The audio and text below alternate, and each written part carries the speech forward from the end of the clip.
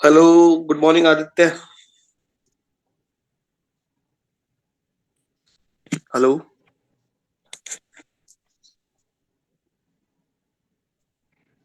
Hello.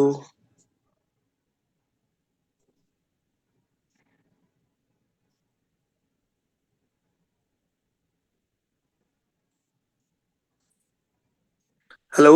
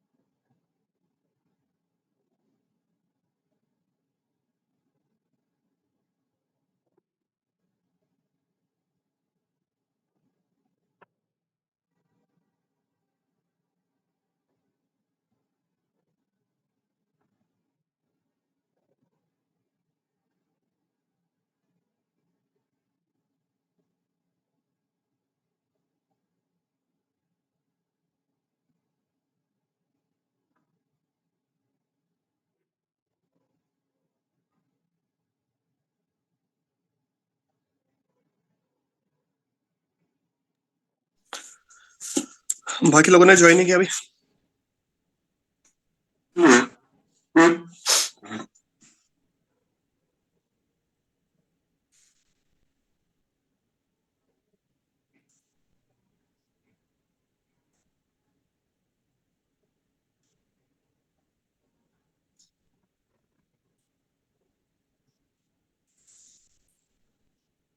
चलिए देखते हैं। आज नया चैप्टर स्टार्ट करेंगे हम। चैप्टर का आपका नाम है अकाउंटिंग फॉर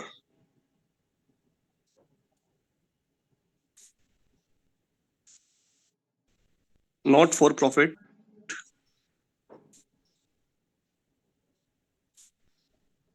ऑर्गेनाइजेशन।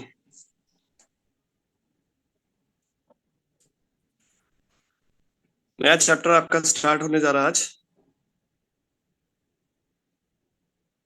एक बार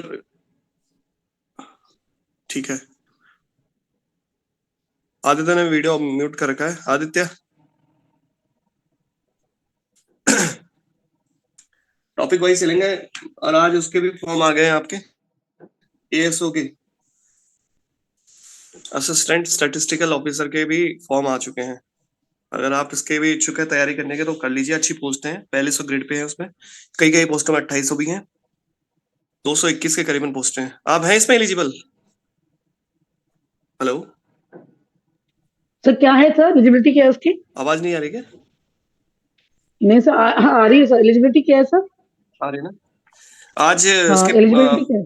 फॉर्म एलिजिबिलिटी उसमें ये है कि वैसे आ जाएगा फॉर्म। एज तो 42 ईयर्स तक है और उसमें क्वालिफिकेशन अलग अलग लेवल पे मांग रखी है। तो आपका पीजी होना चाहिए, पोस्ट ग्रेजुएशन होना चाहिए आपका, सर, किस पे स्टैटिस्टिकल सर एक किस सब्जेक्ट सब्जेक्ट? होना चाहिए ग्रेजुएशन में, या स्टैटिस्टिक सब्जेक्ट होना चाहिए ना एक। इकोनॉमिक्स हो गया ना? स्टैटिस्टिक्स क्या होता है? और इकोनॉमिक्स ही होगा ये। इको होगा ना? फिर एमए इको से होना चाहिए। नहीं नहीं नहीं नहीं, इकोनॉमिक्स में स्टैटिस्टिक सब्जेक्ट होना चाहिए आपका ग्रेजुएशन में या फिर पोस्ट ग्रेजुएशन में। सर इकोनॉमिक्स के अंदर ही स्टैट्स आ कोई जाता है नहीं आई थिंक, मुझे लगता है। हाँ पता नहीं नहीं क्योंकि नहीं नहीं MA नहीं नहीं, इकोनॉमिक्स अलग है अलग। ना। तो हाँ, लेकिन स्टैटिस्टिक अलग ग्रेजुएशन सब्जेक्ट है, में, इकोनॉमिक्स अलग सब्जेक्ट है। हाँ लेकिन ग्रेजुएशन में तो इकोनॉमिक्स में ही आ जाता है। एमकॉम बीकॉम में ही आ जाता है इकोनॉमिक्स, और उसी के अंदर स्टैट्स पढ़ते हैं हम लोग। बीकॉम में नहीं, तो बीकॉम में स्टैटिस्टिक हाँ तो अलग अलग सब्जेक्ट है मेरे हिसाब से। नहीं नहीं ऐसा था क्या? उसके अंदर ही आता है। हाँ मतलब हाँ इकोनॉमिक्स के अंदर ही स्टार्ट आ जाता है। नहीं नहीं नहीं, नहीं इसमें बीकॉम में तो है ना ये स्पेसिफिक अभी? सब्जेक्ट मांग रखे। स्पेसिफिक बीकॉम में मांगा स्टार्ट होगा। होता है। नहीं नहीं, होता है स्पेसिफिक लेकिन सब्जेक्ट मांग।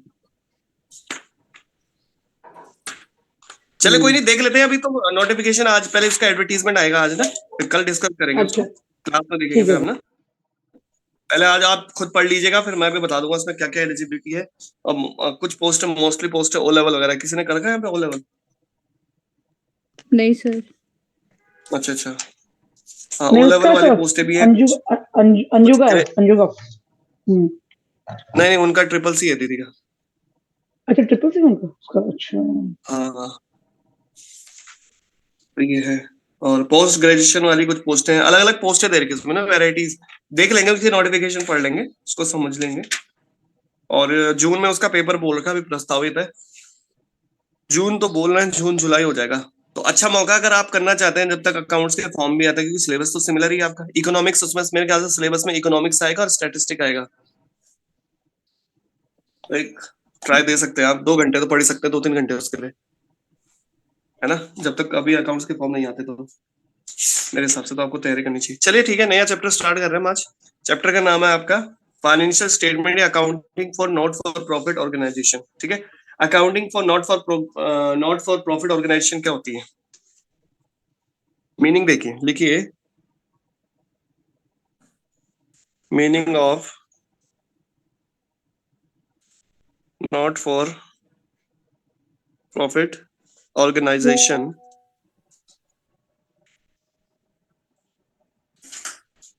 Meaning for not for profit organisation. अब समझते हैं कि नॉट फॉर प्रॉफिट ऑर्गेनाइजेशन क्या है। लिखिए, there are certain organization there are certain organization which are formed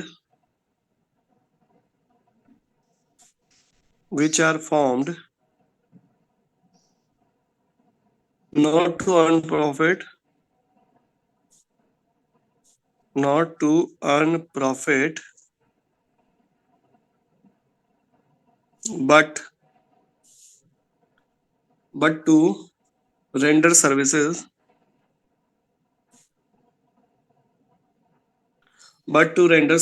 to its member,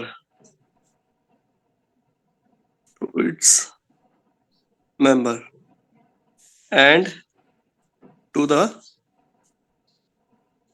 public. Examples are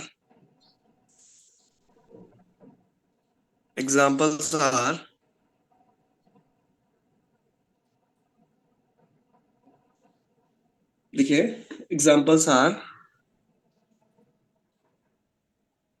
clubs, hospitals,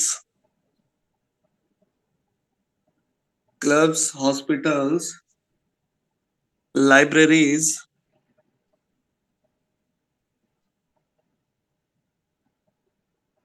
schools, religious institution,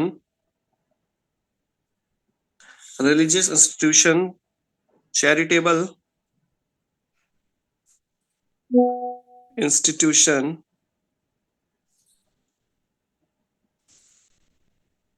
etc.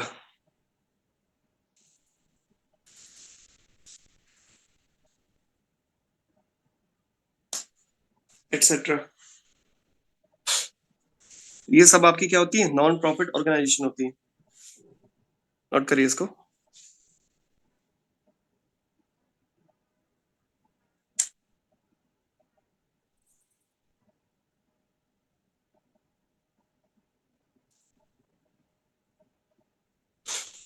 देखिए क्या कह रहे हैं यहाँ पे, कौन सी उसका डेफिनेशन क्या है? नॉट फॉर प्रॉफिट ऑर्गेनाइजेशन का मतलब क्या है? ऐसी ऑर्गेनाइजेशंस या ऐसी संस्थाएं जो किसके लिए फॉर्म होती हैं, किसके लिए बनती हैं, जो जिनका मकसद प्रॉफिट कमाना नहीं होता है, लेकिन उनका जो मकसद, मूल मकसद और मूल सेवा जो होती है वो है लोगों की सेवा करना है। जो इसके मेंबर्स है उनको सर्विसेज प्रोवाइड करना या फिर आम पब्लिक को सर्विसेज देना। अब जैसे एक एग्जाम्पल है, हम एग्जाम्पल लेते हैं हॉस्पिटल का। हॉस्पिटल जब आपका रहता है तो हॉस्पिटल का जो मुख्य उद्देश्य क्या होता है? उसका प्रॉफिट कमाना मुख्य उद्देश्य नहीं है। उसका मुख्य उद्देश्य क्या है? सोसाइटी को सर्व करना है। जो भी उसमें जो भी मरीज आते हैं, जो भी आपके बीमार व्यक्ति आते हैं, उनको सेवा करना है, उनको क्या ठीक करना। और जो इसी तरह से जैसे क्लब्स होते हैं, क्लब्स में क्या होते हैं? मेंबर्स होते हैं। तो मेंबर्स को सर्विसेज प्रोवाइड करना क्लब्स की उसकी मेन ऑब्जेक्टिव है। हमारा इसमें मेन ऑब्जेक्टिव प्रॉफिट अर्न करना नहीं होता है। ठीक है, नॉट फॉर प्रॉफिट ऑर्गेनाइजेशन में। वो किस में होता है? प्रॉफिट ऑर्गेनाइजेशन में होता है। जैसे कंपनीज होगी, पार्टनरशिप फर्म होगी, सोल प्रोप्राइटरशिप है, उसमें आपका ऑब्जेक्टिव क्या होता है? प्रॉफिट अर्न करना। लेकिन इसमें आपका प्रॉफिट मेन ऑब्जेक्टिव क्या होता है आपका? सोसाइटी को या फिर उसके मेंबर्स को सर्व करना होता है। इसका प्रॉफिट कमाना मुख्य उद्देश्य नहीं होता है। ठीक है, लेकिन ये तो है आज की डेट में जो बुकिश नॉलेज है। लेकिन आपने देखा होगा आजकल आपके हॉस्पिटल्स का मुख्य उद्देश्य ही क्या है? प्रॉफिट कमाना है ना? आपको पता है हॉस्पिटल में जाओगे तो प्राइवेट हॉस्पिटल तो ऐसा लूट लेते हैं कि वो अपने इसीलिए तो ग्रो कर रहे हैं, एक चेन दूसरी चेन खोल रहे हैं। लेकिन एक्चुअल में जो एज पर लॉ जो होता है, ये नॉट फॉर प्रॉफिट ऑर्गेनाइजेशन होती है। जैसे स्कूल्स को देख लो, स्कूल्स क्या होता है? School not for profit organisation, लेकिन तब भी इतनी महंगी महंगी फीसें चार्ज करते हैं। तो अब इनका भी उद्देश्य क्या रह गया? अब आज की डेट में प्रॉफिट कमाना रह गया। ठीक है, खैर वो छोड़िए, पर मेन चीज जो मैं बता रहा हूँ आपको वो ध्यान रखिए। तो ये आया समझ में, नॉट फॉर प्रॉफिट ऑर्गेनाइजेशन क्या होती है। और इसके एग्जांपल्स देख लेते हैं। Clubs, hospital, libraries, schools, religious institutions बोले तो आपके मंदिर हो गए, है ना, चैरिटेबल इंस्टीट्यूशंस हो गई आपकी, एनजीओ वगैरह जो होती हैं, वो सब क्या आती हैं आपकी? नॉट फॉर प्रॉफिट ऑर्गेनाइजेशन में आती हैं। अच्छा, वॉइस क्लियर आ रही है ना? पहले एक बार कंफर्म करिए, सभी को सुनाई दे रहा है? Yes sir. ठीक है, ठीक है, तो ये नोट कर लिया आपने। आइए जरा मेन फीचर्स लिखिए इसके बाद।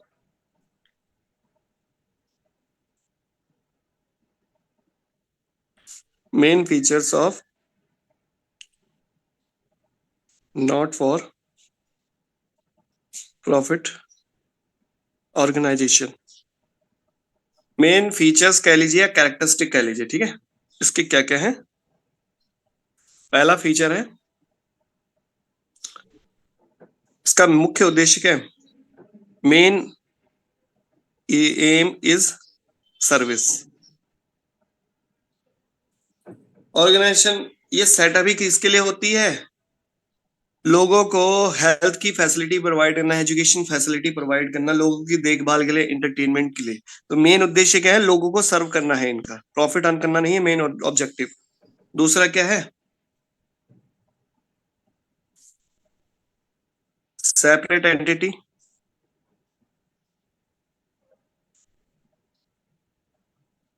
ऐसा समझ आ जाएगा ना? मैं आपको मेन हाईलाइट बता रहा हूँ उसमें, मतलब फीचर्स की मेन मेन जो हेडिंग है वो बता रहा हूँ।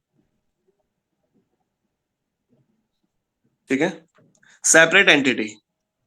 नॉट फॉर प्रॉफिट ऑर्गेनाइजेशन भी जैसे हमारी कंपनी होती है ना सेपरेट एंटिटी, वैसे ही हमारी जो नॉट फॉर प्रॉफिट ऑर्गेनाइजेशन होती है वो भी क्या ट्रीट करते हैं? हम उनको एक तरह से सेपरेट एंटिटी ट्रीट करते हैं फ्रॉम इट्स मेंबर। जैसे कि मैं एग्जांपल लूं स्कूल का, तो स्कूल का जो ऑनर है जिसने स्कूल स्टार्ट किया होगा, that is separate from the school. यानी स्कूल्स की जितनी भी ट्रांजेक्शन होंगी वो सब क्या होंगी?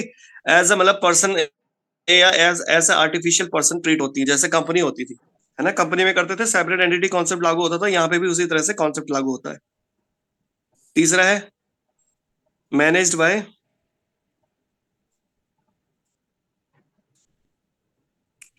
Elected member. ठीक है, ऑर्गेनाइजेशन को आमतौर पर कौन मैनेज करता है? जो कमिटी बनती है, कमिटी में जो मेंबर चुना जाता है वो ही उसको लीड करता है। ठीक है, मैनेजमेंट को लीड करता है। कमिटी तैयार होती है, कमिटी में जो इलेक्टेड यानी जो मेंबर को चुना जाता है, सबके द्वारा वोट्स पड़ते हैं, उसमें जो जिसको ज्यादा वोट्स पड़ेंगे वो उस मैनेजमेंट टीम को लीड करेगा। अगला लिखिए, major source of income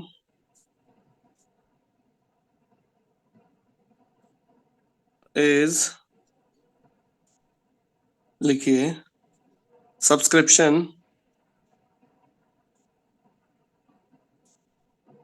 from there member, donations,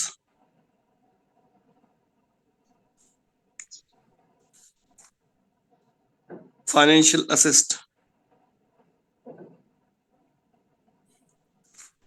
assistance from government. ये इसकी मेजर सोर्स ऑफ इनकम होती है नॉट फॉर प्रॉफिट ऑर्गेनाइजेशन की। याद रखना, ये प्रॉफिट अर्न नहीं करते हैं, इनकी जो इनकम है, या तो जो मेंबर है, जैसे क्लब्स है, क्लब्स वाले क्या करते हैं, क्लब्स के जो मेंबर होंगे वो सर्विसेज सब्सक्रिप्शन प्रोवाइड करते हैं, है ना, सब्सक्रिप्शन लेते हैं। जैसे आप लेते हैं नेटफ्लिक्स का सब्सक्रिप्शन, तो मेंबर ही तो हुए आप नेटफ्लिक्स के।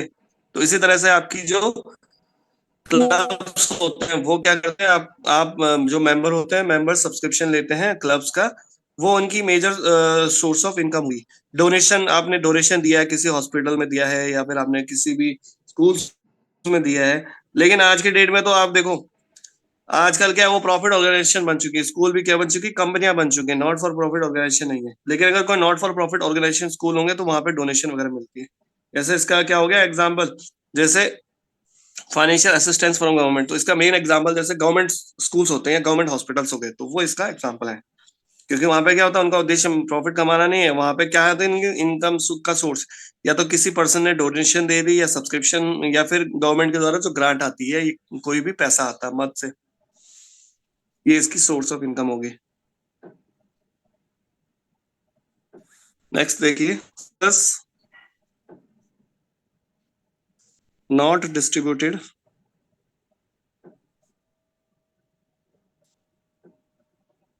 Among its member.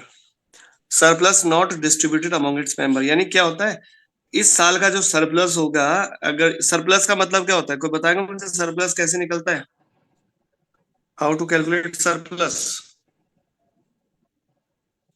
बताइए जरा। जब आपकी income, when income is greater than your expenditure, जब आपकी इनकम किससे ज्यादा, खर्चों से ज्यादा हो जाए, वो आपका क्या सरप्लस कहलाता है। तो इस साल का जो सरप्लस आपका होगा, वो आपके मेंबर्स में डिस्ट्रीब्यूट नहीं होगा, ये it will not be distributed among its member. इसको कहाँ ऐड किया जाता है, इट कैपिटल फंड, इसको कहाँ ऐड किया जाता है, कैपिटल फंड में ऐड किया जाता है। जब हम क्वेश्चन करेंगे तो उसमें समझेंगे। सरप्लस समझ में आया, सरप्लस कैसे निकालते हैं, surplus is equal to when your income is greater than your expenditure. क्योंकि यहाँ पे क्या बनता है, इनकम और एक्सपेंडिचर अकाउंट बनता है, यहाँ पे प्रॉफिट नहीं निकलता, प्रॉफिट की जगह क्या बोलते हैं, सरप्लस बोलते हैं मुसलमान लोग, क्योंकि यहाँ पे प्रॉफिट कमाना मेन ऑब्जेक्टिव नहीं है हमारा। ठीक है जी, अगला लिखिए, अगली कैरेक्टरिस्टिक इसकी है अकाउंट्स।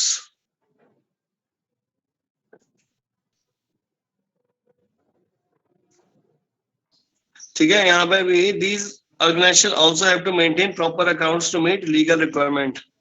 इसमें लिखिए, these organisations also have to maintain proper accounts as per legal requirement। ठीक है, यहाँ पे भी जैसे आप कंपनीज एक्ट के थ्रू जैसे होता है, जो कंपनीज एक्ट कहता था, वहां पे भी आपको प्रॉपर अकाउंट्स मेंटेन करने पड़ते थे, तो ठीक इसी तरह से यहाँ पे भी आपको क्या करना पड़ेगा, आपको प्रॉपर अकाउंट्स मेंटेन करने पड़ेंगे।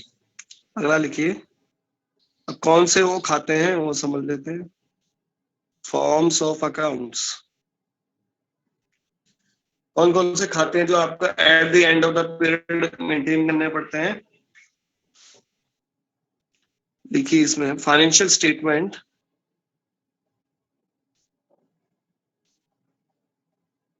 financial statement at the end of the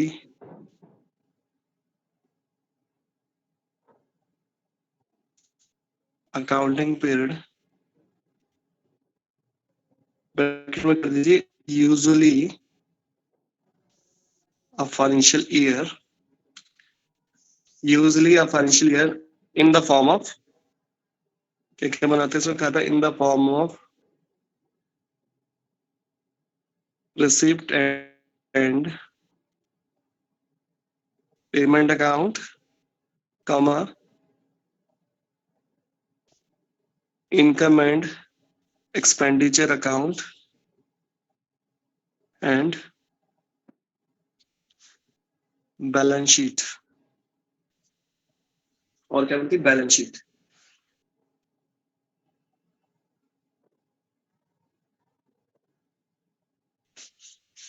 तो ये आपके फॉर्म्स ऑफ अकाउंट बनते हैं। 3 खाते इसमें बनते हैं मुख्यतः जब आपका अकाउंटिंग पीरियड खत्म हो जाता है। पहला बनता है रिसिप्ट एंड पेमेंट अकाउंट, दूसरा आपका है इनकम एंड एक्सपेंडिचर अकाउंट, और third is your balance sheet. ठीक है, ये नोट कर लीजिए।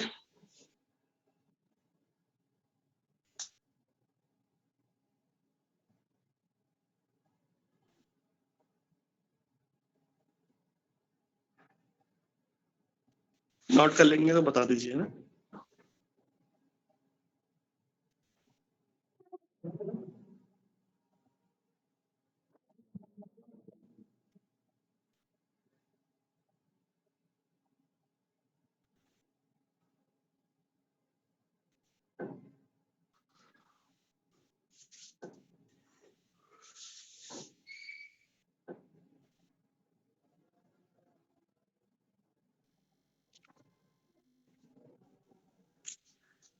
कर लिया नोट आपने? हाँ जी सर, हो गया सर, लेकिन ये वीडियो थोड़ी साफ नहीं दिख रही है। साफ नहीं दिख रही है इन द सेंस क्या ब्लर दिख रही है? हाँ जी सर। एक सेकेंड है।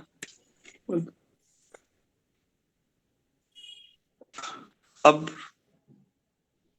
अभी भी दिक्कत है? सर हाँ सर, शायद मेरे मुझे वहाँ लग से रहा थोड़ा या तो आपके कनेक्शन। यहाँ से नेटवर्क की हाँ दिक्कत है, जी यहाँ सर, तो क्या क्लियर हो आ रही है ना। सकता है। बाकी लोगों को सही दिख रहा है? रीना जी, आदित्य, हेलो? हाँ सर, दिख रहा है, दिख रहा है। क्लियर दिख रहा है? हाँ जी, क्लियर दिख रहा है। ठीक हल्का है, सा ठीक है। ब्लर आ रहा है, पर हल्का सा आ रहा है, ब्लर आ रहा है?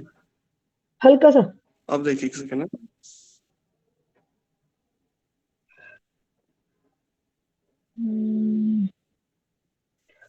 अभी भी आ रहा है। कोई नहीं सर, आप बोल दीजिए, लिख लेंगे, हेडिंग हेडिंग तो लिखनी है। क्या ये वाला नोट थोड़ा। कर लिया आपने? फॉर्म्स ऑफ हाँ अकाउंट्स ये हो गया हाँ, नोट? ये हो गया, हाँ जी। फिर आप ये भेज हो गया देना ना? ग्रुप में। हाँ, वो मैं भेज दूंगा आपको फोटो खींच के ना। अब हम देखते हैं नॉट फॉर प्रॉफिट ऑर्गेनाइजेशन और प्रॉफिट ऑर्गेनाइजेशन में बेसिकली क्या डिफरेंस आता है, वो हम समझते हैं यहाँ पे। ठीक है, distinction between not for profit organisation and a profit earning organisation. क्या मुख्य इनमें डिस्टिंक्शन है? देखो, इसको नोट करने की जरूरत नहीं, आप नोट इसमें ये देख लीजिए, यही आपको पता चल जाएगा है? मैं समझा देता हूँ। देखो, जो आपकी नॉट फॉर प्रॉफिट ऑर्गेनाइजेशन है उसका मुख्य उद्देश्य क्या होता है? Is to serve the people, है ना। किसी primary objective of such organisation is to provide services provide करना इनका मेन ऑब्जेक्टिव है, एनपीओ का, नॉट फॉर प्रॉफिट ऑर्गेनाइजेशन का। और जबकि प्रॉफिट ऑर्गेनाइजेशन का मुख्य उद्देश्य क्या होता है? What is the primary objective of such organisation is to earn profit. Profit. जो प्रॉफिट मेकिंग ऑर्गेनाइजेशन होती है, जैसे कंपनी होती है, उनका क्या होता है? मेन ऑब्जेक्टिव प्रॉफिट अर्न करना होता है। दूसरा इसमें जो डिस्टिंक्शन है वो दे रखा है कि एनपीओ में they do not maintain any capital account. तो नॉन प्रॉफिट ऑर्गेनाइजेशन कोई भी कैपिटल अकाउंट मेंटेन नहीं करती। जैसे कंपनी बनाती है ना, कंपनीज में करते थे कैपिटल अकाउंट, या प्रॉफिट सोल प्रोवाइडर आपका जो रहता है वो बनाता है कैपिटल अकाउंट। यहाँ पे आपका कैपिटल अकाउंट मेंटेन नहीं होता, उसकी जगह हम क्या बनाते हैं? एनपीओ में कैपिटल फंड बनता है। ठीक है, एक तरह का कैपिटल अकाउंट नहीं बनता है, वो कैपिटल फंड बनता है, जिसमें कि क्या क्या आता है कैपिटल फंड में? जैसे आपकी लाइफ मेंबरशिप फीस आती है, लीगेसीज आती हैं, सरप्लस जो अमाउंट आता है वो सब यहाँ ऐड होता है। वो हम बाद में देखेंगे, पर मैं बता रहा हूँ फिलहाल ये कैपिटल फंड यहाँ पे बोलते हैं इसको। अब प्रॉफिट में तो आपका क्या होता है? जो प्रॉफिट मेकिंग ऑर्गेनाइजेशन होती है वहां पे कैपिटल अकाउंट बनता है। इसी तरह से फाइनेंशियल स्टेटमेंट क्या क्या बनती है एनपीओ में? मैंने बताया कि financial statement includes receipt and payment account बनेगा, आपका इनकम एंड एक्सपेंडिचर अकाउंट बनेगा, और बैलेंस शीट बनती है। इसी तरह से प्रॉफिट मेकिंग ऑर्गेनाइजेशन में हमारा क्या बनता था? फाइनेंशियल स्टेटमेंट में क्या क्या आता था? मैन्युफैक्चरिंग अकाउंट बनेगा, या तो trading account, profit and loss account, और बैलेंस शीट बनती है ना। ये हम पढ़ चुके थे। उसके बाद आपका जो भी आपको जो नॉट नेट रिजल्ट शो होगा, जैसे नॉन फॉर प्रॉफिट ऑर्गेनाइजेशन में इनकम जब आपकी ज्यादा हो जाती है खर्चों से, एक्सपेंडिचर से, तो आपका क्या आता है? रिजल्ट आता है दैट विच या तो सरप्लस आएगा या फिर क्या आएगा? डेफिसिट आता है ना। सरप्लस सरप्लस कब आता है? When your income is greater then expenditure, जब आपकी इनकम ज्यादा है खर्चों से। और डेफिसिट कब आता है? डेफिसिट बोले तो एक्सपेंडिचर लॉस, बढ़ जाता है। अगर प्रॉफिट में हाँ, जब आपके एक्सपेंडिचर ज्यादा हो जाए इनकम से, वो डेफिसिट कहलाता है। इसी तरह से नेट, इसमें आपको पता है प्रॉफिट मेकिंग ऑर्गेनाइजेशन में नेट रिजल्ट जो आता है वह या तो प्रॉफिट होगा या फिर क्या होगा, नेट प्रॉफिट बोलते हैं उसको या नेट लॉस कहते हैं, ठीक है। अब डिस्ट्रीब्यूशन, प्रॉफिट का डिस्ट्रीब्यूशन, हम एनपीओ में प्रॉफिट का डिस्ट्रीब्यूशन नहीं होता है, उसको कहाँ एडजस्ट करते हैं हम, कैपिटल फंड में ऐड करते हैं। जो सरप्लस आएगा ना उसको हम कैपिटल फंड में ऐड करते हैं।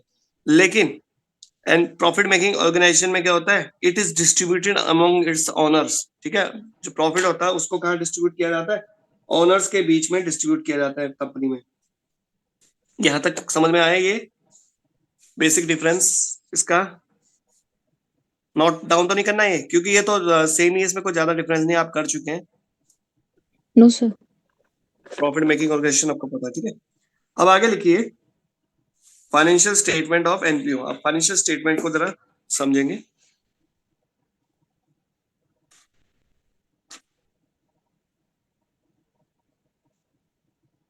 Financial statement for not for profit organisation, sorry.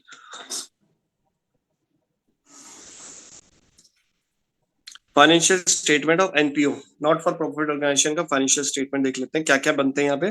मैंने बताया था मुख्यतः 3 अकाउंट आपके यहाँ पे बनते हैं। सबसे पहला आपका बनेगा receipt and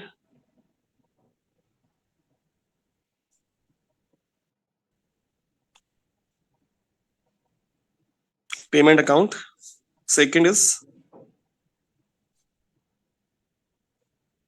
income and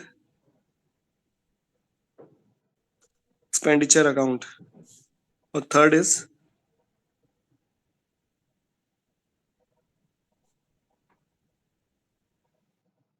balance sheet. 3 मुख्यतः खाते आपके बनेंगे यहाँ पे।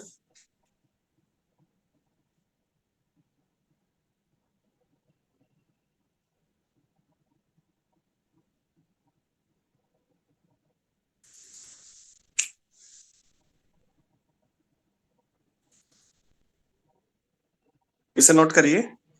3 खाते जो हम बनाते हैं, 3 स्टेटमेंट आपकी जो बनती है, दैट इज रिसिप्ट और पेमेंट अकाउंट बनेगा, इनकम एंड एक्सपेंडिचर अकाउंट और बैलेंस शीट, ठीक है।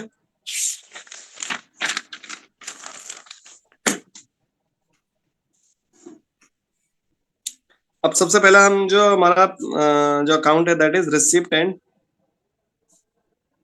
पेमेंट अकाउंट, इसको समझते हैं, ठीक है।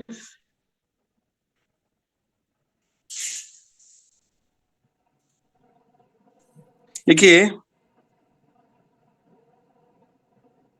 Receipt and payment account, receipt and payment account is nothing more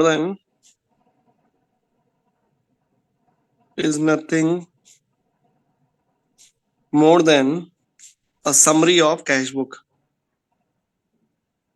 a summary of cash book, ठीक है, over a certain period,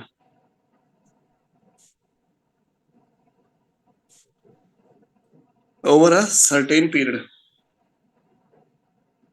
यानी जो आपका रिसिप्ट एंड पेमेंट अकाउंट जो बनता है वो क्या है, और कुछ नहीं है, that is the summary of cash, cash book. जो कैश बुक आपकी बनती थी ना उसी की समरी है रिसिप्ट और पेमेंट अकाउंट, ठीक है।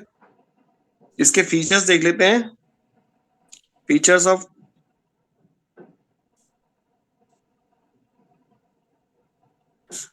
रिसिप्ट एंड पेमेंट अकाउंट, जो मेन फीचर्स है रिसिप्ट एंड पेमेंट अकाउंट के, सबसे पहला है आपका नेचर ऑफ अकाउंट। अब इसके कैरेक्टरिस्टिक या फीचर्स आप कह लीजिए, रिसिप्ट और पेमेंट अकाउंट का देखना है, हम जो पहला खाता हम बना रहे हैं उसकी नेचर ऑफ अकाउंट कैसा है, कैसा नेचर का होता है आप बताइए जरा मुझे। जैसे कैश बुक या कैश अकाउंट आपका किस नेचर का होता था? सर ये रियल का होगा। हाँ, तो ये कैसा है, इट इज, लिखिए रियल अकाउंट, ठीक है, it is real account in nature. तो रियल अकाउंट है तो इसमें कौन सा गोल्डन रूल लगता था?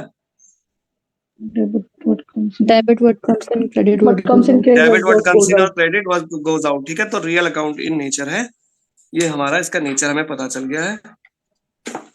और हुबहू किसकी नकल है ये? कुछ नहीं है, बस ये समरी है कैश बुक की, हमें पता है। लिखिए इट, दूसरा फीचर लिखिए, it start with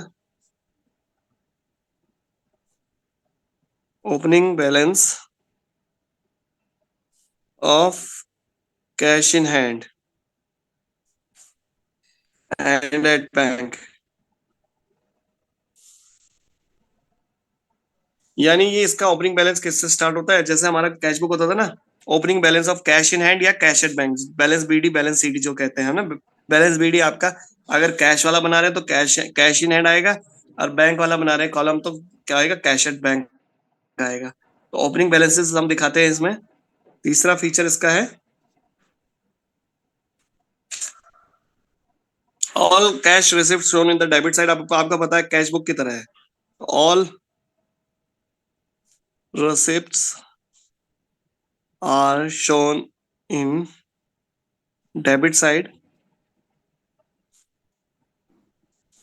and all payments,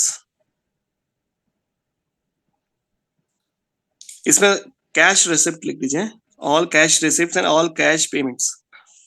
all cash receipts are shown in debit side and all cash payments are shown on credit side of the statement। ठीक है, जितनी भी आपकी कैश रिसिप्ट होंगी, जैसे आप कैश बुक बनाते थे ना, डेबिट साइड में लिखते हैं, कैश पेमेंट को क्रेडिट साइड में लिखते हैं।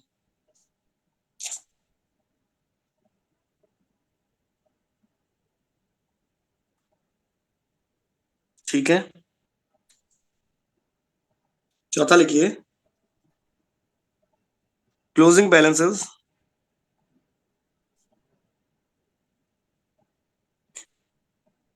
of this account shown closing balance of cash in hand और at बैंक। जैसा हमने ओपनिंग बैलेंस देखा था, अगर आपका बैलेंस टोटल हो जाता है लास्ट में जब आप क्लोज करते हैं, तो क्लोजिंग बैलेंस कैसा आता है? क्लोजिंग बैलेंस या तो कैश इन हैंड होगा अगर कैश में है, और बैंक अगर बैंक का कॉलम है तो कैश एट बैंक बनेगा। ठीक है,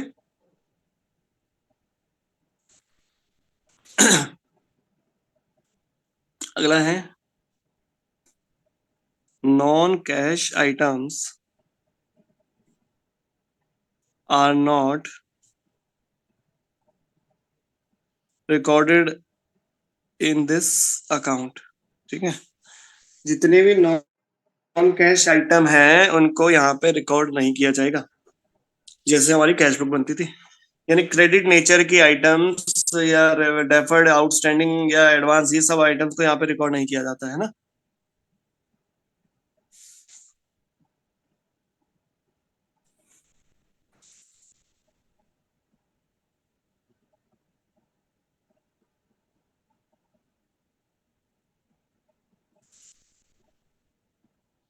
करिए, इसको नोट करिए।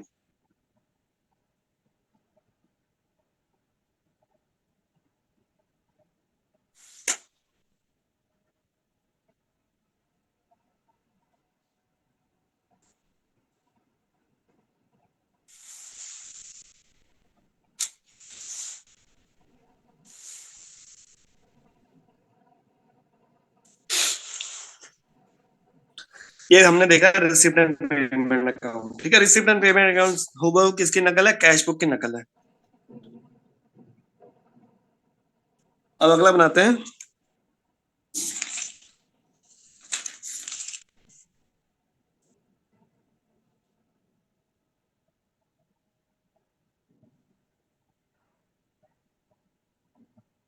देखो इस तरह का फॉर्मेट बनता है इसका।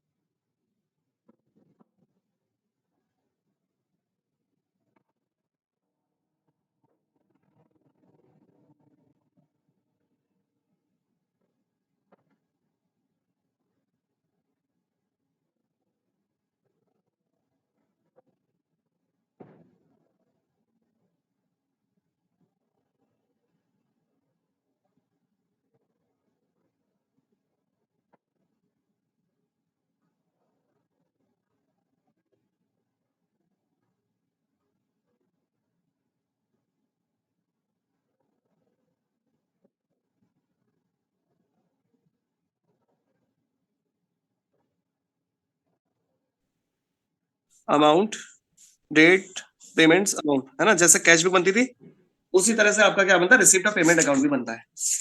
ठीक है, यहां तक किसी को डाउट है रिसिप्ट और पेमेंट अकाउंट में? केवल कैश नेचर की रिसिप्ट्स और कैश नेचर की पेमेंट्स को ही हम यहाँ पे रिकॉर्ड करते हैं, है ना। ओपनिंग बैलेंस या तो क्या होगा, कैश इन हैंड होगा या कैश एट बैंक होगा। ओपनिंग बैलेंस और क्लोजिंग बैलेंस भी क्या होगा, क्लोजिंग बैलेंस क्या होगा, कैश इन हैंड या कैश एट बैंक होगा। डिपेंड करता है कि आपका बैंक का कॉलम यहाँ पे दे रखा है कि नहीं। ठीक है, अब हमारा दूसरा खाता है, उसको समझ लेते हैं। देखिए, दूसरा खाता कौन सा था हमारा, इनकम एंड एक्सपेंडिचर अकाउंट। दूसरा खाता जो हमारा है that is income and expenditure account.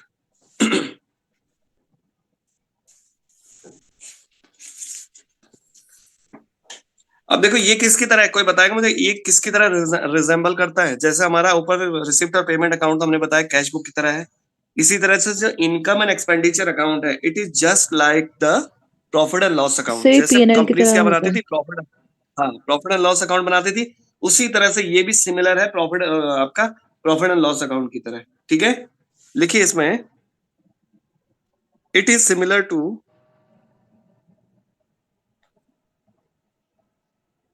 Profit and loss account, it is similar to profit and loss account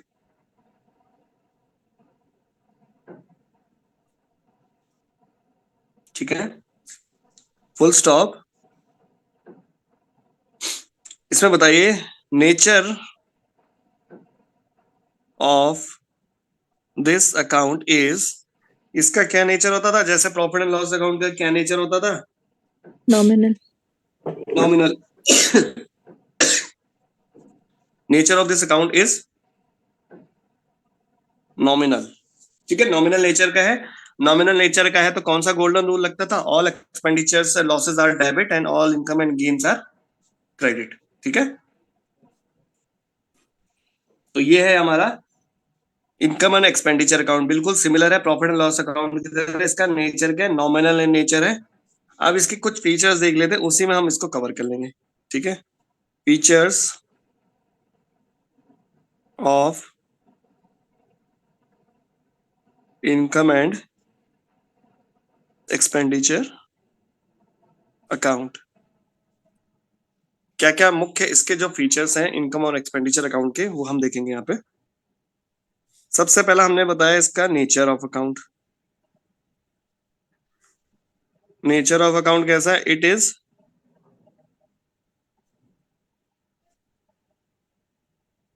nominal in nature. Nominal in nature है, पहला इसका फीचर ये है। दूसरा है nature of item recorded in it.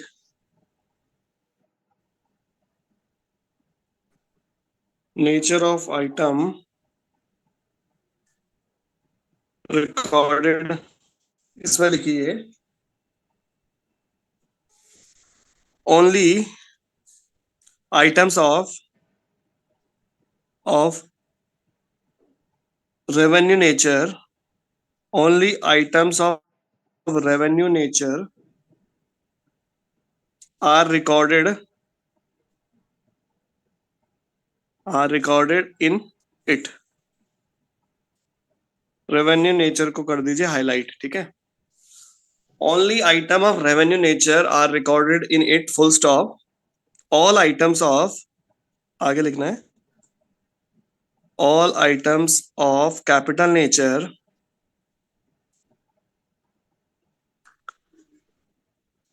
all items of capital nature are ignored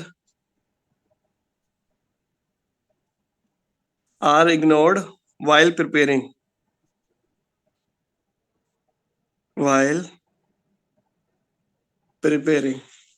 ठीक है।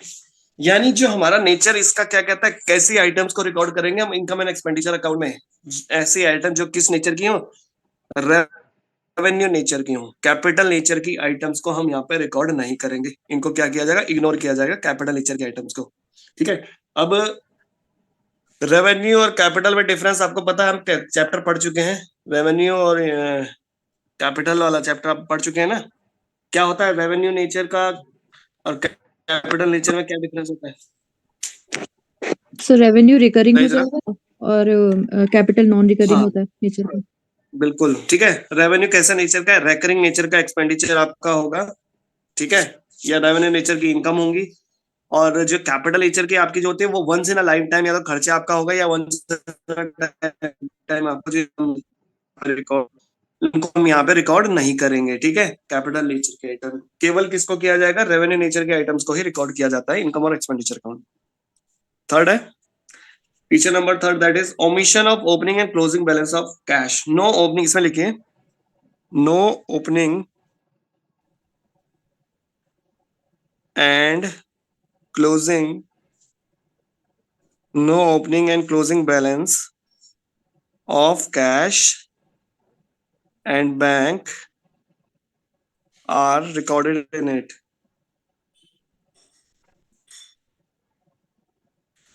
यानी यहाँ पे कैश और बैंक जैसे आपका कैश बुक में बनता था या रिसिप्ट और पेमेंट अकाउंट में बनता था, यहाँ पे कोई ना तो ओपनिंग बैलेंस बनेगा ना ही क्लोजिंग बैलेंस यहाँ पे आएगा, ठीक है। No opening and closing balance of cash and bank are recorded in it.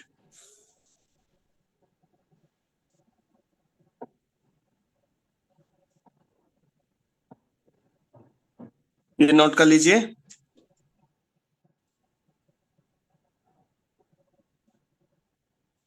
Note कर लेंगे तो बता दीजिए ना।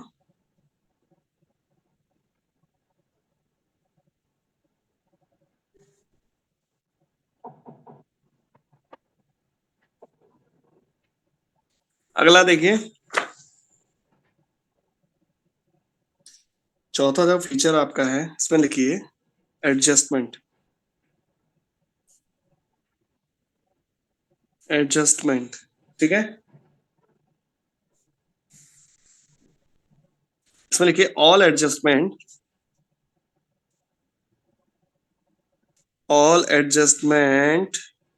relating to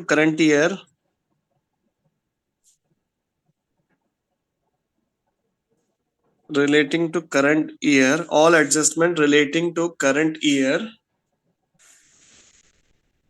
such as depreciation, outstanding expenses, such as all adjustment relating to current year such as depreciation, outstanding expenses, prepaid expenses,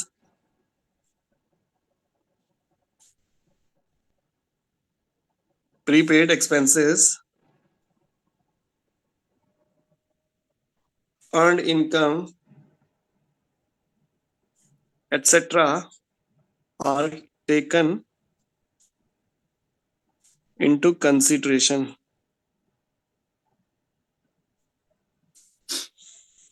All adjustment relating to current year such as depreciation, outstanding expenses, prepaid expenses, earned income, etc. are taken into consideration. यानी जब भी आप क्या करेंगे, जितनी भी entries आप करेंगे, एडजस्टमेंट जो करेंगे, वो सब इन एडजस्टमेंट को आपको क्या करना पड़ेगा, इस साल की जो जितनी भी एडजस्टमेंट है आपको उसको क्या कंसीडर करना होगा जब भी आप क्या बनाएंगे, आप अपना इनकम और एक्सपेंडिचर अकाउंट बनाएंगे। तो कौन से आइटम्स हमने देखी इसमें? डेप्रिसिएशन आपका आएगा, आपका इसमें आउटस्टैंडिंग खर्चे आएंगे, प्रीपेड खर्चे, अर्नड इनकम, ये सब आपके इसमें कंसीडर किए जाएंगे व्हाइल प्रिपेयरिंग आपका दिस इनकम और एक्सपेंडिचर अकाउंट। ठीक है,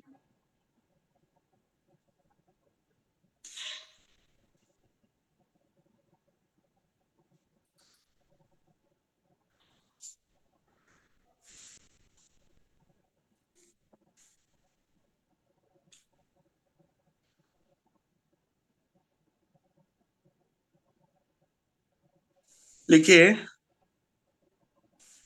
अगला, लिखिए it exclude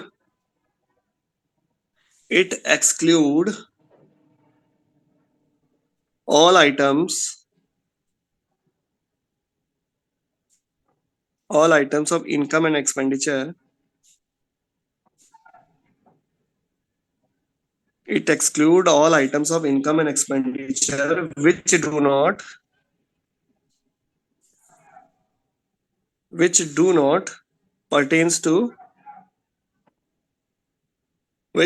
pertains to the current period. It exclude all items of income and expenditure which do not pertains to the current year. यानी इसका क्या मतलब है? ऐसी आइटम्स, ऐसी इनकम और एक्सपेंडिचर की आइटम जो इस साल से जुड़ी हुई नहीं है, उनको हम यहाँ पे कंसीडर नहीं करेंगे, इनको छोड़ देंगे। माना पिछले साल की कोई, प्रीवियस ईयर की कोई इनकम और एक्सपेंडिचर्स हैं, वो आप इस साल उनको कंसीडर नहीं करोगे। ठीक है, उनको आपको एक्सक्लूड करना है, ये यहाँ पे कह रहे हैं। ठीक है, अभी जब हम इसके प्रॉपर क्वेश्चन करेंगे फिर आपको ये समझ में आएंगे इसके फीचर्स क्या क्या है।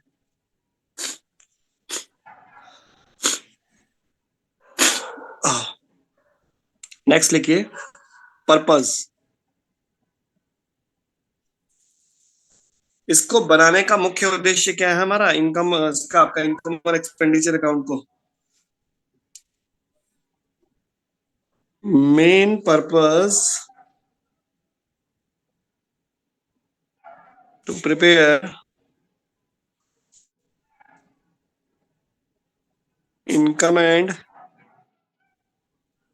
Expenditure account is to reveal या तो सरप्लस आएगा और डेफिसिट।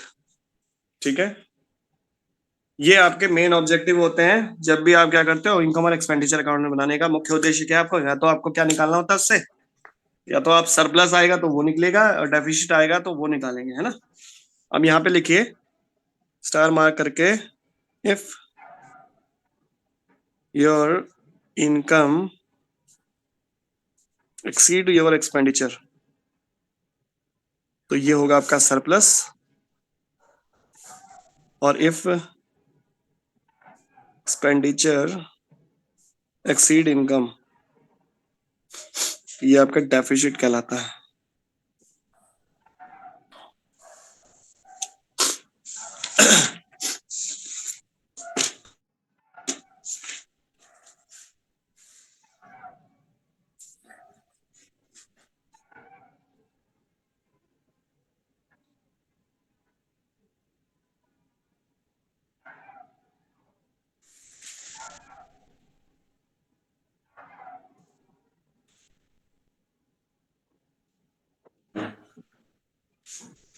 इसको नोट कर लिया आपने?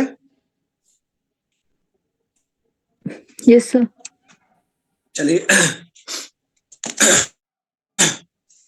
अब मैं आपको एक इसका डिफरेंस, दोनों के बीच में डिफरेंस हम देखेंगे, वो आपको यहाँ पे देखना है। ठीक है, दोनों ही खाते हम बना चुके हैं, रिसिप्ट एंड पेमेंट अकाउंट और इनकम एंड एक्सपेंडिचर अकाउंट। इन दोनों में क्या बेसिक डिफरेंस है, इनको हम यहाँ पे देखेंगे।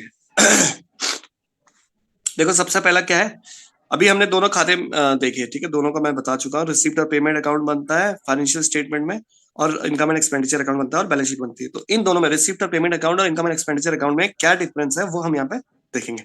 तो सबसे पहला इसका नेचर हम देख लेते हैं। रिसिप्ट और payment account is just like a summary of cash book, है ना, कैश बुक की समरी की तरह है रिसिप्ट और पेमेंट अकाउंट। और इनकम एंड एक्सपेंडिचर अकाउंट किसकी तरह है, जैसे प्रॉफिट एंड लॉस अकाउंट बनता था ठीक उसी तरह से यहाँ पे इनकम और एक्सपेंडिचर अकाउंट बनता है। साइड्स देख लेते हैं, इसमें भी क्या आती है, डेबिट साइड ऑफ अकाउंट में क्या आता है, ऑल रिसिप्ट्स डेबिट साइड में आती, कैश रिसिप्ट्स डेबिट साइड में, कैश पेमेंट्स किस में आती थी, क्रेडिट साइड में आती थी। ठीक है, और इनकम एंड एक्सपेंडिचर अकाउंट में क्या होता था, जितने भी खर्चे, अब देखो आपका क्या है, जैसे प्रॉफिट एंड लॉस अकाउंट में क्या आता था बताओ जरा, डेबिट साइड में क्या आता था प्रॉफिट एंड लॉस अकाउंट में, सर इनडायरेक्ट खर्चे जितने हुए, जितने भी इनडायरेक्ट खर्चे आते थे वो डेबिट साइड में आते थे, और इनडायरेक्ट इनकम कहाँ आती थी, क्रेडिट साइड में आती थी। तो ठीक इसी तरह से यहाँ पे भी जितने भी आपके खर्चे आएंगे वो डेबिट साइड में आते हैं इनकम एंड एक्सपेंडिचर अकाउंट के, और जितने भी आपके लॉसेज आते थे वो कहाँ आते थे, क्रेडिट साइड में आते थे।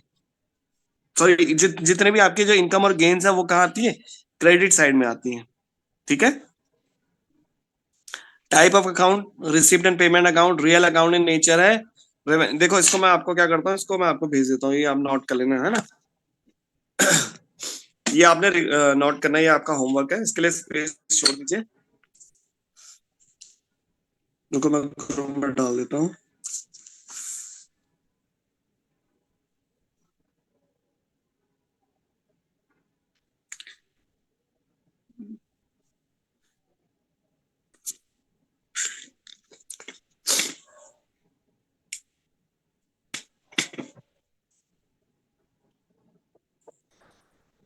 खोलिए आपने पीडीएफ जो मैंने आपको भेजा शेयर करिए है।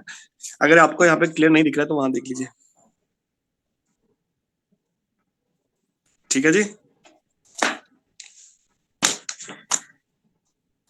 तो इनका नेचर कैसा है, रिसिप्ट एंड पेमेंट अकाउंट का रियल अकाउंट इन नेचर है, और इनकम एंड एक्सपेंडिचर का नॉमिनल नेचर का होता है, हम देख चुके हैं। ठीक है, इसका ओपनिंग बैलेंस किससे स्टार्ट होता है, ओपनिंग ये हम देख चुके हैं, ओपनिंग बैलेंस कैश और बैंक का होगा। यहाँ पे इनकम एंड एक्सपेंडिचर अकाउंट में कोई ओपनिंग बैलेंस नहीं होता है। इसी तरह से क्लोजिंग, यहाँ पे क्या होता था, क्लोजिंग बैलेंस होता था रिसिप्ट और पेमेंट में, यहाँ पे कोई क्लोजिंग बैलेंस नहीं होगा। यहाँ पे क्या होगा लास्ट में, या तो आपका टोटलिंग जो है, अगर खर्चे ज्यादा है, अगर if your income is greater than your expenditure तो सरप्लस होता था, और खर्चे ज्यादा है इनकम से तो डेफिसिट होता था। ठीक है, हम देख चुके हैं। यहाँ पे बताइए रिसिप्ट एंड पेमेंट अकाउंट में किस नेचर के खर्चों को रिकॉर्ड करते हैं हम, किस नेचर की आइटम्स को रिकॉर्ड करते हैं। तो यहाँ पे याद रखने वाली बात है, रिसिप्ट एंड पेमेंट अकाउंट में हम इट रिकॉर्ड बोथ कैपिटल और रेवेन्यू नेचर। ठीक है, वो कैश में होने चाहिए, इसमें फर्क नहीं पड़ेगा कि आपकी कैपिटल नेचर के आपकी रिसिप्ट है या क्या है, कैपिटल नेचर की पेमेंट्स है, क्या रेवेन्यू नेचर की पेमेंट है। तो रिसिप्ट एंड पेमेंट अकाउंट में आपके बोथ कैश, रेवेन्यू और कैपिटल नेचर की रिसिप्ट्स और पेमेंट को इंक्लूड करते हैं। याद रखिए, इंपॉर्टेंट है ये, इसको नोट कर लीजिएगा। ठीक है, इसको स्टार मार्क कर लेना जब आप रिकॉर्ड करेंगे तो। It record both receipt and payment both कैसे, कैपिटल और रेवेन्यू नेचर की। लेकिन इनकम एंड एक्सपेंडिचर में क्या करते थे हम, कैसे नेचर के आइटम को रिकॉर्ड करते थे, केवल रेवेन्यू नेचर की आइटम को, रेवेन्यू रिसिप्ट्स या रेवेन्यू पेमेंट्स को ही रिकॉर्ड करते हैं। ठीक है, अब ये period of income and expenditure ये तो नॉर्मली है, आपका करंट ईयर का रहता है, उसी ईयर की हम रिकॉर्ड रिसिप्ट्स और पेमेंट को यहाँ पे लिखते हैं। लेकिन यहाँ पे क्या होगा, if it record income and expenditure of the current year only. ध्यान से देखो यहाँ पे क्या कह रहा है, रिसिप्ट और पेमेंट में it record all receipt and payment made during the year whether they relate to current, previous और नेक्स्ट ईयर। यानी यहाँ पे हम क्या करेंगे, जितनी भी रिसिप्ट्स और पेमेंट होंगी, ठीक है, जो आपने इस साल पेमेंट की है, चाहे वो खर्चे पिछले साल के हों या आने वाले साल के हों। जैसे हम कहते हैं ना, रेंट रिसीव्ड इन एडवांस, जो कैश में हमने रेंट पे किया है। ठीक है, तो रेंट रिसीव्ड इन एडवांस को आप क्या लेंगे, इस साल भी लेंगे। इस साल जितने भी आपने पेमेंट की हैं या इस साल जितने भी रिसिप्ट्स मिली हैं, चाहे वो पिछले साल की है, चाहे वो इस साल की, चाहे वो फ्यूचर के साल की हैं, वो सब आप रिकॉर्ड करेंगे रिसिप्ट और पेमेंट अकाउंट में। लेकिन इनकम एंड एक्सपेंडिचर में ऐसा नहीं होता। इनकम एंड एक्सपेंडिचर में आप इसी साल की जितने भी आपके रेवेन्यू नेचर के खर्चे होंगे, रेवेन्यू नेचर की पेमेंट्स होंगी, उनको यहाँ पे रिकॉर्ड करेंगे, केवल करंट ईयर की इनकम और एक्सपेंडिचर में। आया समझ में ये डिफरेंस? यही आपके क्वेश्चंस पे भी पुट होगा। Hello, yes sir. हाँ जी, ये आया ना समझ में। इस साल कैपिटल नेचर में, इसमें रिसिप्ट और पेमेंट अकाउंट में क्या करेंगे हम, बोथ कैपिटल और रेवेन्यू नेचर के आइटम्स को रिकॉर्ड करते हैं। वो चाहे पेमेंट इस साल होनी चाहिए, चाहे वो खर्चे पिछले साल के हों, चाहे करंट ईयर के हैं, चाहे आने वाले सालों के हैं। ठीक है, अब अगला है एडजस्टमेंट। इसमें देखो, यहाँ पे रिसिप्ट और पेमेंट अकाउंट में आप एडजस्टमेंट को कंसीडर नहीं करते हो, लेकिन आपका इनकम एंड एक्सपेंडिचर अकाउंट बनता है तो यहाँ पे हम क्या करते हैं, एडजस्टमेंट को कंसीडर किया जाता है ना, जो मैं बता चुका हूँ। आपकी जितनी भी एडजस्टमेंट चाहे डेप्रिसिएशन से रिलेटेड थी, आउटस्टैंडिंग खर्चों से रिलेटेड है, उनको यहाँ पे ऐड किया जाता है। अब अगला है बैलेंस शीट। यहाँ पे it is not necessarily be accompanied by a balance sheet. ठीक है, यहाँ पे because all revenue and well capital item are included in it. ठीक है, यहाँ पे आपको अगर केवल आप रिसीव्ड और पेमेंट अकाउंट बना रहे हैं तो इसके साथ जरूरी नहीं कि आपको बैलेंस शीट बनानी हो। ध्यान से देखना, जब आप रिसिप्ट और पेमेंट अकाउंट बनाएंगे तो जरूरी नहीं आपको बैलेंस शीट बनानी है। क्यों? क्योंकि जितनी भी रेवेन्यू और कैपिटल लेजर के रिसिप्ट और पेमेंट वो सब यहाँ पे इंक्लूड है, तो आपको यहाँ पे बैलेंस शीट बनाने की जरूरत नहीं पड़ती है। लेकिन जब भी आप इनकम और एक्सपेंडिचर अकाउंट बनाएंगे तब उसके साथ हमेशा आपको क्या करना पड़ेगा, बैलेंस शीट बनानी मैंडेटरी है। ठीक है,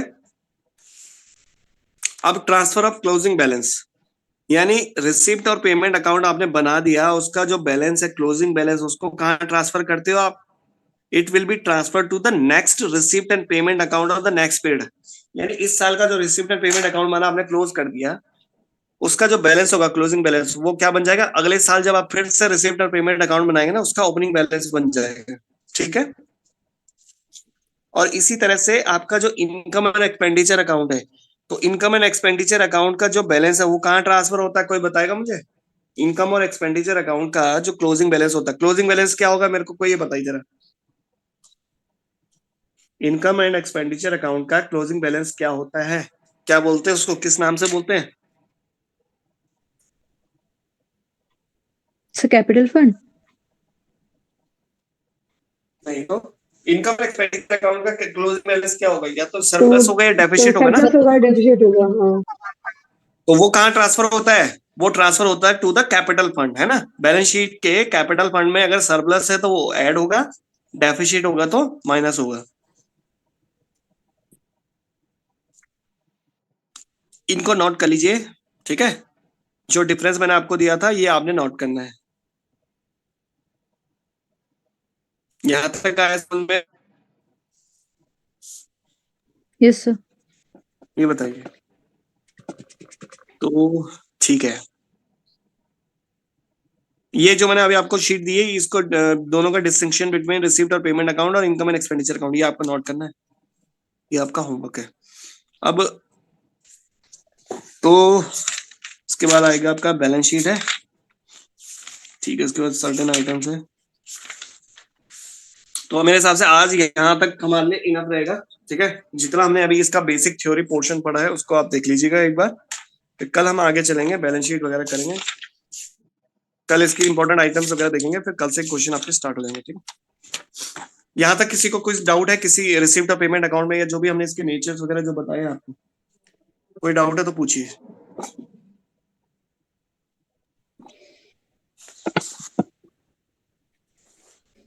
नो सर। कर लेंगे, कल मैं आपसे फिर क्वेश्चन पूछूंगा। ठीक है, yes sir.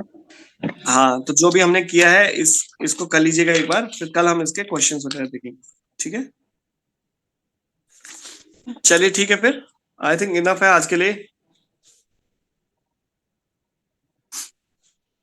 Okay, thank you very much. Thank you sir. Thank you sir.